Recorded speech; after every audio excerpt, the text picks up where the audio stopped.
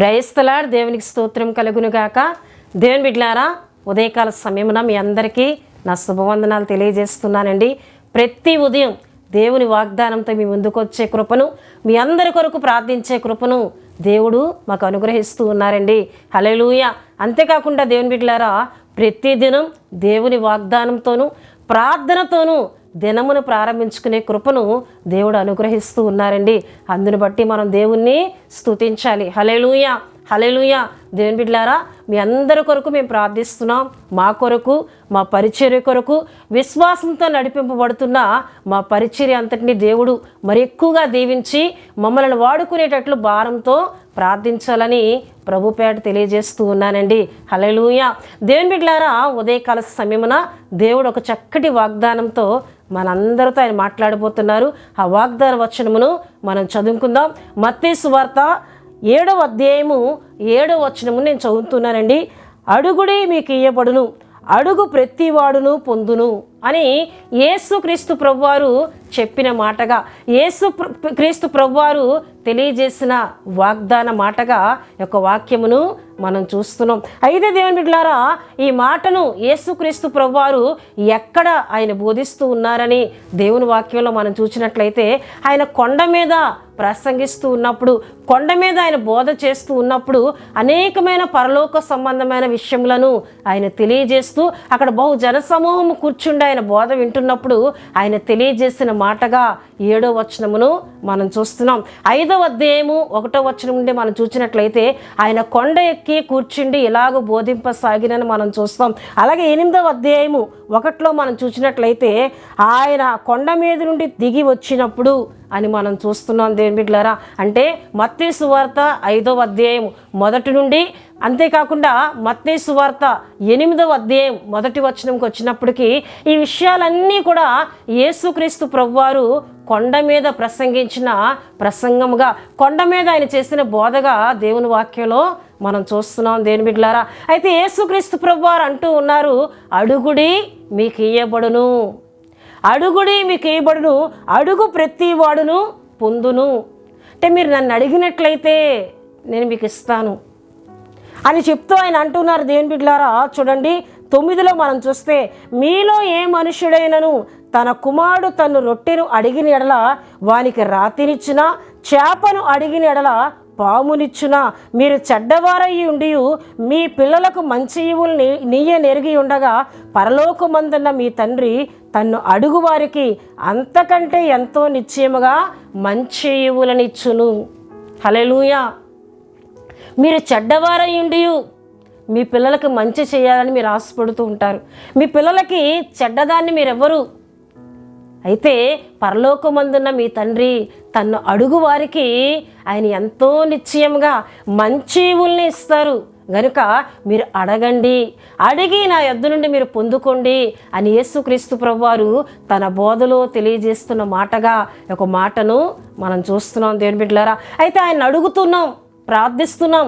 అడుగుతున్న మనము ఎలా అడగాలి, ఎలా ప్రార్థించాలి అని దేవుని వాక్యంలో మనం చూస్తే చూడండి, మార్కు సువార్త 11వ అధ్యాయము 24లో మనం చూసినట్లయితే, దేవుని బిడ్డలారా, అందుచేత ప్రార్థన చేయునప్పుడు మీరు అడుగుచున్న వాటి నెలను పొంది ఉన్నామని నమ్ముడి, అప్పుడు అవి మీకు కలుగునని మీతో నిశ్చయముగా చెప్పుచున్నాను.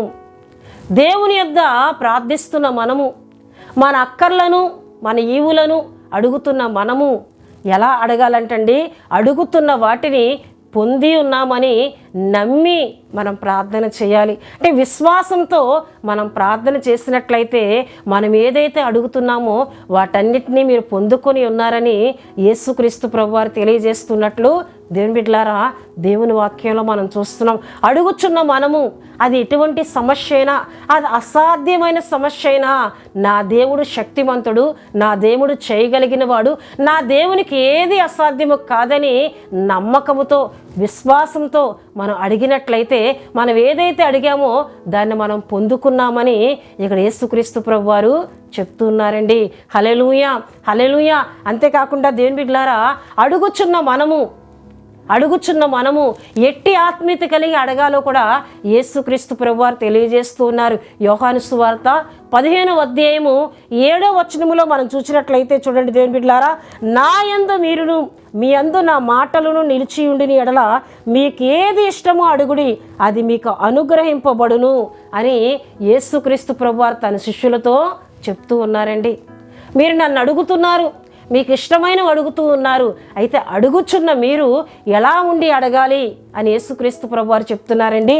నా యందు మీరును అంటే ఆయన యందు మనం నిలిచి ఉండాలి. ఆయన పరిశుద్ధతలో, ఆయన కలిగి ఉన్న పరిశుద్ధమైన ప్రవర్తనలో, ఆయన కలిగి ఉన్న గుణలక్షణాలు మనం కలిగి ఉండాలి. ఆయన యందు ఆయన వంటి మాదిరికరమైన జీవితము, ఆయన వలె ఇతరులకు మంచిని చూపించే, ప్రేమను చూపించే ఆత్మీయతను మనం కలిగి ఉండాలి. ఆయన యందు మనం ఉండడం అండి. అంతేకాకుండా మన యందు ఆయన మాటలు నిలిచి ఉండాలి. మన హృదయములో ఆయన మాటలు నిలిచి ఉండాలి. అప్పుడు మనకి ఏది ఇష్టమో మనం అడిగినట్లయితే దాన్ని నేను మీకు అనుగ్రహిస్తానని యేసుక్రీస్తు ప్రభువారు చెప్తూ ఉన్నారండి. ఆయన యందు మనం ఉండాలి. మన యందు ఆయన మాటలు నిలిచి ఉండాలి. మన హృదయములో మనం వింటున్న దేవుని మాటలు ఏమవ్వాలండి? నిలిచి ఉండాలి. ఆయన నిలవకుండా ఏమండి పోయేవిగా ఉండకూడదండి. చాలామంది వాక్యమును వింటారు కానీ వాటిని హృదయంలో భద్రపరచుకోరు. వినిన దగ్గరే మాటలను, దేవుని మాటలను విడిచిపెడుతూ ఉంటారు. వినినప్పుడు సంతోషంగా వింటారు, వినినప్పుడు దేవుడు నాతోనే మాట్లాడారంటారు, కానీ ఆ మాటలను వారు గృహాలకు తిరిగి వెళ్ళిన తర్వాత మర్చిపోతూ ఉంటారండి. మర్చిపోయి వారికి ఇష్టం వచ్చినట్లు బ్రతుకుతూ ఉంటారు. అలా బ్రతుకుతూ దేవుని దగ్గర అడుగుతూ ఉంటారు. అలా అడిగితే మనమేమీ పొందుకోమండి. ఆయన మాటలు మన యందు నిలిచి ఉన్నప్పుడు మీకు ఏది ఇష్టమో అడగండి, దాన్ని మీకు చేస్తానని యేసుక్రీస్తు ప్రభువారు చెప్తున్నారు. మన హృదయములో ఆయన పరిశుద్ధ మాటలు నిలిచి ఉండాలి. మనం ఆయన యందు ఉండాలి. అప్పుడు మనం అడిగినవన్నీ పొందుకుంటాం. మనం ఏది అడిగినా ఆయన చేస్తానని యేసుక్రీస్తు ప్రభువారు చెప్తున్నారు. అయితే దేవుని బిడ్డలారా, చాలామంది అడుగుతూ ఉన్నారు కానీ ఏ రీతిగా అడుగుతూ ఉన్నారని యాకోబు భక్తుడు చెప్తున్నాడు అని దేవుని వాక్యంలో మనం చూసినట్లయితే చూడండి దేవుని బిడ్డలారా, యాకోబు పత్రిక యాకోబు భక్తుడు అంటూ ఉన్నాడు. 4వ అధ్యాయము 3వ వచనములో మనం చూస్తే, మీరు అడిగినను మీ భోగముల నిమిత్తము వినియోగించుటకై దురుద్దేశముతో అడుగుదురు గనుక మీకేమీ దొరుకుటలేదు. చాలామంది అడుగుతున్నారు దురుద్దేశముతో, భోగముల నిమిత్తము వినియోగించుట కొరకు అడుగుతూ ఉన్నారు. ఒక కారును అడుగుతున్నారు, అది పరిచర్య కొరకు అడిగినట్లు అడుగుతున్నారు, కానీ ఎక్కడెక్కడో విహార యాత్రలకు తిరుగుతూ ఉన్నారు.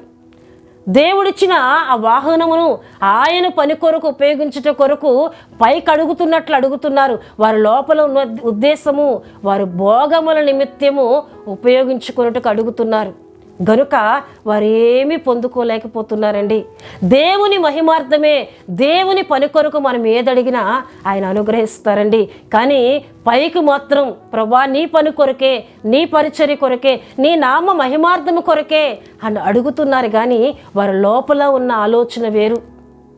భోగముల నిమిత్తం ఇతరుల కంటే మేము గొప్పవారిగా ఉండాలి, ఇతరుల కంటే మా యొక్క స్టేటస్ని మేము చూపించుకోవాలి, ఇతరుల దగ్గర మేము పైవారిగా ఉండాలి అని వీరు గొప్ప కొరకు, వీరు భోగముల నిమిత్తం అడుగుతున్నారు గనక ఏది పొందుకోలేకపోతున్నారని ఇక్కడ యాకోబు భక్తుడి ద్వారా దేవుడు మాట్లాడుతున్నారండి. హల్లెలూయా. యేసుక్రీస్తు ప్రభువారు అన్నారు, అడుగుడి మీకు ఇయ్యబడును.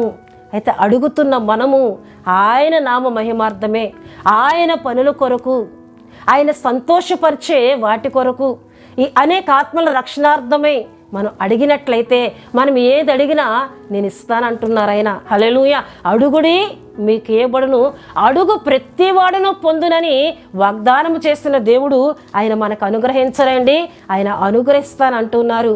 కనుక దేవుని బిడ్డలారా, ఉదయకాల సమయంలో ఆయన మహిమార్థమే అడుగుదాం. ప్రభువా నేను ఆత్మీయతలో బలంగా ఎదగాలి, నేను ఎక్కువగా ప్రార్థించాలి, నశించిపోయిన ఆత్మల కొరకు నేను ప్రార్థించాలి, నీ ప్రేమను అనేకులకు నేను తెలియజేయాలి ప్రభువా, అట్టి ఆత్మశక్తి నాకు దయచేయి. లూకాసు వార్త దేవుని బిడ్డలారా, దేవుని వాక్యంలో ఒక చక్కటి మాట మనకు కనబడుతుంటుంది. దేవుని వాక్యంలో మనం చూసినట్లయితే చూడండి దేవుని బిడ్డలారా, లూకాసు వార్త 11వ అధ్యాయము 13లో మనం చూస్తే పరలోకమందున్న మీ తండ్రి తన్ను అడుగు వారికి పరిశుద్ధాత్మను ఎంతో నిశ్చయముగా అనుగ్రహించును. హల్లెలూయా. పరిశుద్ధాత్మను మనం అడిగినట్లయితే, దేవా నీ పరిశుద్ధాత్మతో నన్ను అభిషేకించు, నీ ఆత్మవరములతో నన్ను అభిషేకించు, నీ నామ మహిమార్థమే నేను వాడబడాలి, నీ నామాన్ని నేను మహిమపరచాలి, నీ కొరకు అనేక ఆత్మలను సంపాదించాలి, అట్టి ఆత్మ అభిషేకము నాకు దయచే, పరిశుద్ధాత్మ శక్తితో నన్ను నింపు అని నువ్వు అడిగినట్లయితే ఆయన ఎంతో నిశ్చయముగా నీకు ఇస్తానని వాగ్దానం చేస్తూ ఉన్నారు. హల్లెలూయా, హల్లెలూయా. గనుక దేవుని బిడ్డలారా, మనం అడుగుచున్న ప్రతిదీ కూడా దేవుని మహిమార్థమే అడుగుదాం, దేవుని పని కొరకు అడుగుదాం, నశించిపోయిన ఆత్మల కొరకు అడుగుదాం, మన కుటుంబ రక్షణ కొరకు మనం ప్రార్థన చేద్దాం, మన కుటుంబంలో రక్షణ లేని వారి కొరకు కన్నీరు కార్చి దేవుని యొద్ద అడుగుదాం.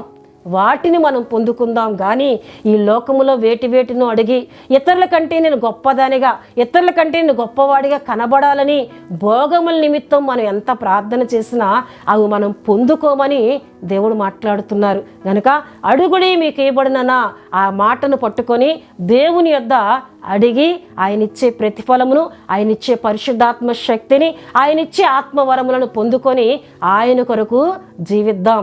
దేవుడు తన వాగ్దాన మాటలను దీవించునుగాక. ఆమేన్. దేవుని బిడ్డలారా, మీ అందరి కొరకు నేను ప్రార్థిస్తున్నాను. ప్రతి ఒక్కరూ కండ్లు మూసుకొని తలలు ఉంచి ప్రార్థనలో నాతో ఏకీభించాలని ప్రభు పేట తెలియజేస్తూ ఉన్నానండి. పరిశుద్ధుడా, ప్రేమ కలిగిన తండ్రి, కృప కలిగిన యేసయ్య, మీ ఘనమైన నామమునకు వేలాది వందనములు చెల్లిస్తున్నాను నాయన. ఉదయకాలం చక్కటి వాగ్దానం ద్వారా మాతో మాట్లాడారు ప్రభువా, నీకు స్తోత్రాలు. అడుగుడి మీకు ఇవ్వడని అంటున్నావు, అడుగు ప్రతి వాడు పొందునని వాగ్దానం చేస్తున్నావు ప్రభువా.